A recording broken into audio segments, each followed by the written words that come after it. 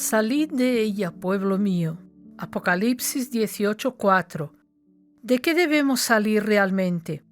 El plan de suplantación del trono de Dios que llevó a cabo Lucifer está a punto de ser totalmente aniquilado. Por eso, urge salir de ese marco de rebelión para no recibir las plagas que caerán sobre ese sistema satánico que es Babilonia. Este es el tercer vídeo de una corta serie sobre la vida de la Iglesia. Si no has visto los otros dos vídeos, recomendamos que lo hagas para no perder la evolución de este importante asunto. Hablemos primero de Babilonia, la rebelión. Como sabe todo el que lee la Biblia, Lucifer, un querubín creado por Dios, se rebeló y quiso ser semejante al Altísimo. Para conseguirlo, hizo contrataciones con otros ángeles, consiguiendo arrastrar a un tercio de ellos. Al emitir su declaración de intenciones, manifestó lo siguiente: subiré al cielo, en lo alto, junto a las estrellas de Dios levantaré mi trono, y en el monte del testimonio me sentaré a los lados del norte. Sobre las alturas de las nubes subiré y seré semejante al Altísimo. Este propósito se reflejó luego en la declaración de intenciones de Nimrod, cuando propuso a sus seguidores su plan diciendo: edifiquémonos una ciudad y una torre, cuya cúspide llegue al cielo, y hagámonos un nombre, por si fuéremos esparcidos sobre la faz de toda la tierra. Este plan se apoyaba en tres aspectos: poder político, económico y religioso. El poder político controla el uso del dinero fiduciario, que condiciona la economía, que es la productividad humana, que a su vez permite la vida. El control político y económico son imprescindibles para conseguir el poder religioso, que es el que lleva a la adoración que busca Satanás. Este asunto es muy amplio y por eso en este vídeo se tratará solo de una parte del aspecto religioso. Salid de ella, pueblo mío. Apocalipsis 17 y 18 relata en detalle cómo va a ser la destrucción del sistema de Babilonia, ese sistema que intenta suplantar a Dios. Si bien a Dios nadie puede suplantar a nivel general y el enemigo lo sabe, sí puede suplantar a Dios en el corazón de cada individuo. La adoración es individual y eso es lo que busca conseguir el antiguo querubín rebelde que se conoce hoy día como Satanás. En el versículo 4 del capítulo 18, Dios hace un llamado muy serio para cualquiera que pretenda pasar la eternidad en su reino. Dice así: salid de ella, pueblo mío, para que no seáis partícipes de sus pecados ni recibáis parte de sus plagas. En los dos vídeos anteriores hemos abordado dos aspectos fundamentales a tener en cuenta en este contexto. Primero vimos que en Hebreos 10:25 no se habla de permanecer en una estructura concreta, sino de vivir una comunión real dentro del cuerpo de Cristo. En el siguiente vídeo analizamos el modelo de iglesia que presenta la Biblia frente al modelo que muchas veces se ha normalizado hoy, un sistema donde unos pocos hacen y muchos observan, generando por un lado la pasividad de la mayoría y por el otro el agotamiento pastoral. Pero todo esto nos lleva a una pregunta más profunda que muchos creyentes están empezando a hacer. ¿Qué ocurre cuando el problema no es solo el modelo, sino el mensaje? El texto habla de que algunos son partícipes de sus pecados. En el texto de Apocalipsis, Dios hace responsable de los pecados de Babilonia a los que participan de ella. Aquí cabe una pregunta importante: ¿qué significa participar de Babilonia? Pablo da una pista en Romanos 1:32, cuando hace una lista de cómo cae el ser humano en decadencia. Dice el apóstol: habiendo entendido el juicio de Dios, que los que practican tales cosas son dignos de muerte, no solo las hacen, sino que también se complacen con los que las practican. No hace falta ser un activista del sistema babilónico para ser considerado parte de ella. Los que aplauden o son conniventes de cualquier forma, colaborando para que el sistema se siga imponiendo, también son partícipes del pecado. El que calla ante una vulneración de la palabra de Dios en un determinado entorno ayuda a que la gente siga siendo engañada por el sistema. Por eso, no vale con excusarse diciendo algo como: pero yo no era el pastor ni anciano de esa congregación que actuaba fuera del modelo de la Iglesia de Cristo.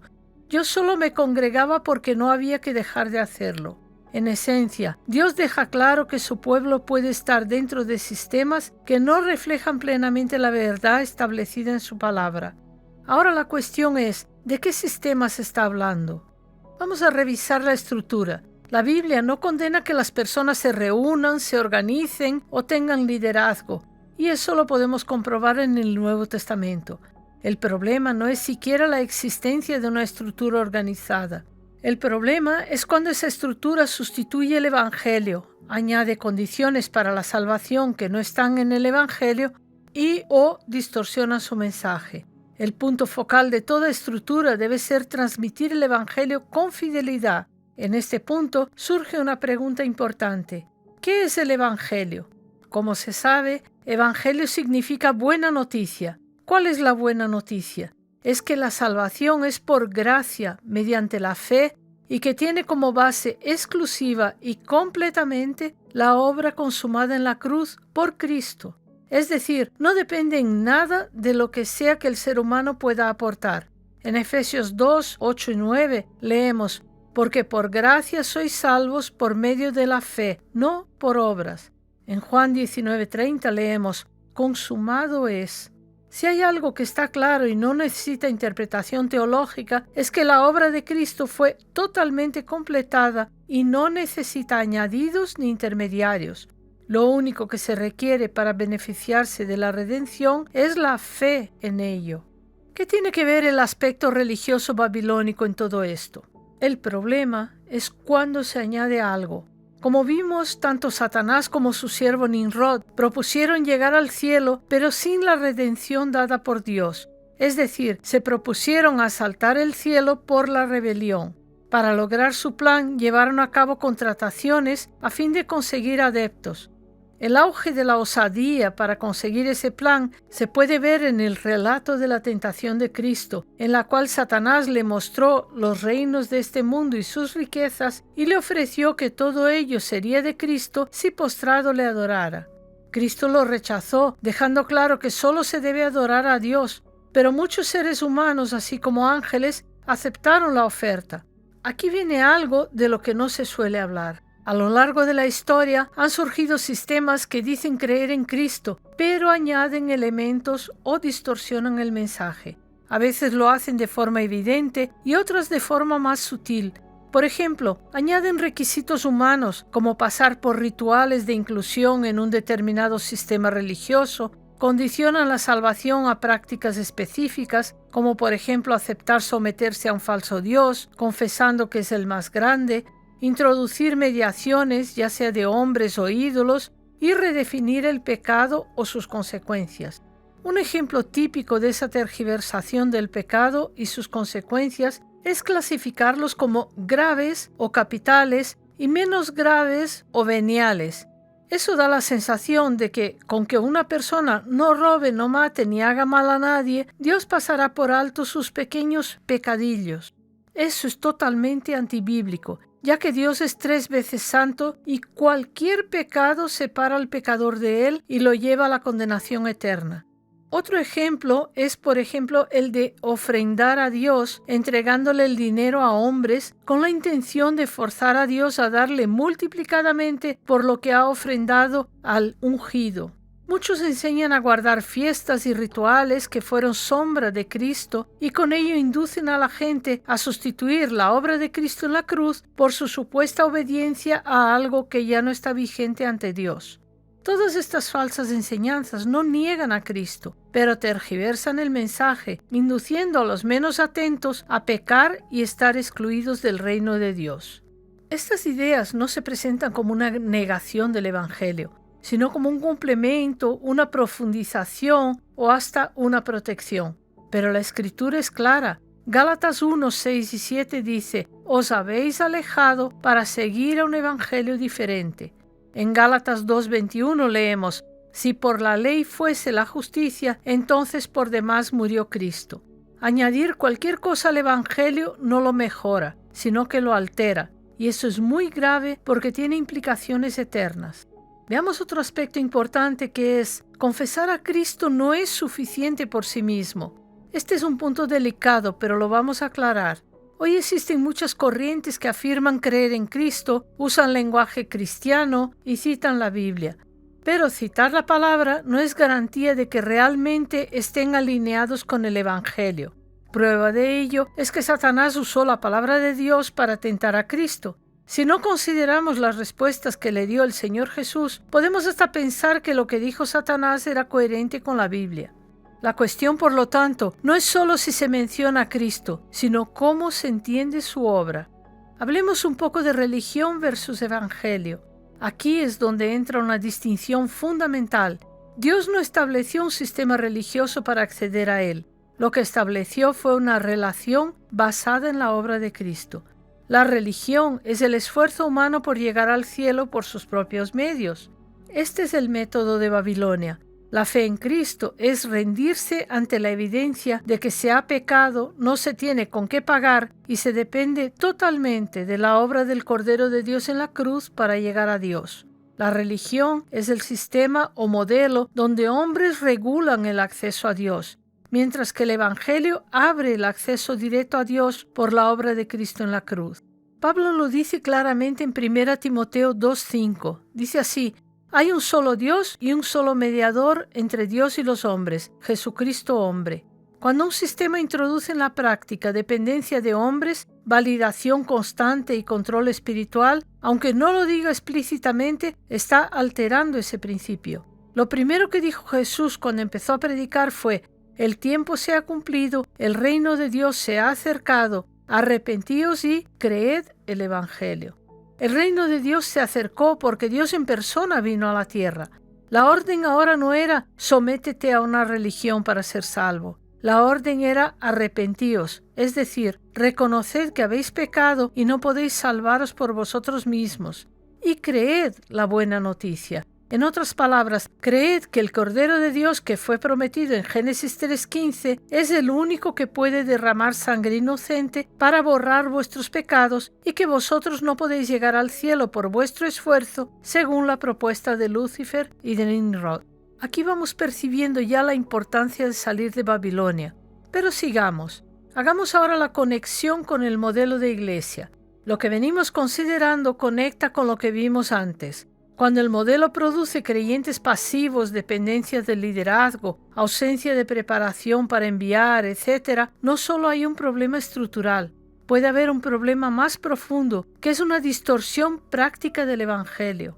Esto es sumamente peligroso y tiene consecuencias eternas para el que acepte el sistema babilónico participando de ello. Consideremos cuando permanecer no es fidelidad. Ahondemos en este terreno tan importante. Durante mucho tiempo se ha asumido que permanecer en un sistema eclesial religioso es fidelidad y salir es rebeldía. Pero la Biblia no siempre presenta esa ecuación. En Hechos 5:29 leemos: es necesario obedecer a Dios antes que a hombres. Por eso, en el marco del anuncio de la destrucción total de Babilonia, Dios alerta en Apocalipsis 18:14: salid de ella, pueblo mío, para que no seáis partícipes de sus pecados, ni recibáis parte de sus plagas. Por lo tanto, hay momentos en los que permanecer implica participar y salir implica obedecer. La obligación de cada persona ante Dios es procurar discernir lo que debe hacer y no someterse a un modelo religioso porque tiene apariencia de piedad, como dice Pablo. Para discernir correctamente, no se trata de partir de la premisa de que todo sistema sea incorrecto y toda salida sea legítima. La clave está en hacerse algunas preguntas como: ¿se está predicando el Evangelio puro? ¿Se está añadiendo algo? ¿Se está distorsionando la obra de Cristo? Veamos ahora algunas señales de alerta. Hay algunos indicios que deben hacer reflexionar y son, por ejemplo, cuando se condiciona la relación con Dios a algo externo, cuando se limita o desestimula el acceso directo a la Escritura o cuando se genera dependencia constante del liderazgo. Esto último es sumamente importante, ya que cuando alguien dice ser vicario, es decir, sustituto, representante y exclusivo, infalible, etc., es porque pretende tomar el lugar de Cristo en la vida del creyente. Si bien esas características se ven claramente en el catolicismo del Vaticano, no solo ahí se encuentran esos ungidos que ostentan cargos que ellos dicen ser de autoridad, sojuzgando al pueblo a sus criterios personales. Muchos alegan tener una autoridad delegada de Dios. Otros creen en falsos profetas muertos, cuyas profecías ya se han demostrado ser falsas. Otros confían que si el líder ora por ellos, van a conseguir convencer a Dios mejor que si van directamente en el nombre de Cristo, etc. La existencia de un líder infalible cuyas acciones y enseñanzas no pueden ser discutidas ya son una clara señal de que ahí se está en Babilonia. Se es partícipe de sus pecados y hay que salir urgentemente, porque las plagas están a punto de ser desatadas sobre ese sistema. Si estas consideraciones provocan algo de inquietud, la persona que se sienta así debería buscar al Espíritu Santo para recibir revelación.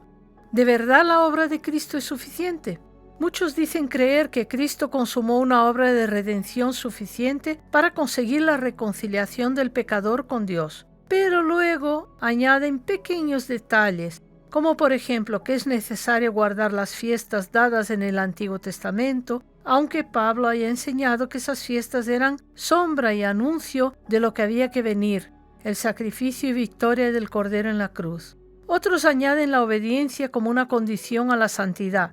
Ya hemos tratado este tema a fondo en un vídeo en el canal que se titula Sin Santidad.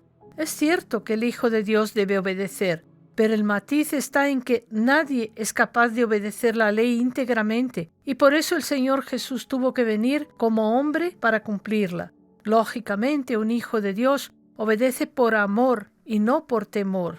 Estos que dicen que hay que obedecer la ley tampoco dicen que hay una diferencia entre la ley de Moisés y la ley de Cristo.